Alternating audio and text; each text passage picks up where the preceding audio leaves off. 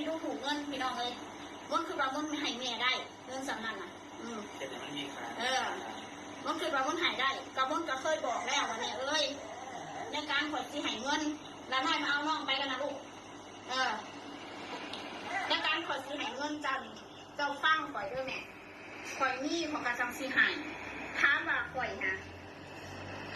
ถามว่าข่อยนั้นบ่ให้เงินเจ้าบ่แม่นข่อยให้ข่อยสิให้ด้วยมีเหตุและผลเท่านั้นเงินน่ะเจ็บเป็นเจ็บไข้ได้ป่วยได้เงินรักษาอยากได้มีเงินรักษาเจ้าของแล้วมันจังสิให้สิเป็นเงินหน่อยหรือเงินหลายหรือเงินสำใดกับเงินของลูกก็หามาด้วยเลือดตาแทบกระเด็นเพื่อสิได้เงินบาท1 2 บาทมันสิบอกให้เงินมันไม่ใช่ว่าเงินน่ะแบบว่ามันไม่ใช่ว่าเงินเราจะหาได้ง่ายๆเงินน่ะได้หน่อยได้หลายเท่าไหร่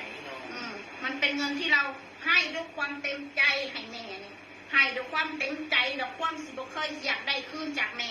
ในการแม่ไปว่าให้ข่อยว่าข่อยนะเอาเงินให้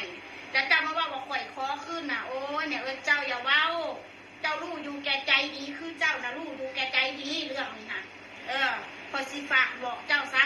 เจ้ารู้อยู่แก่ใจวันข่อยเอาเงินคืนบ่หรือบ่เอาเงินคืนเจ้าอย่าเว้าเจ้าเว้าให้สังคมด่าข่อยตอนนี้หัน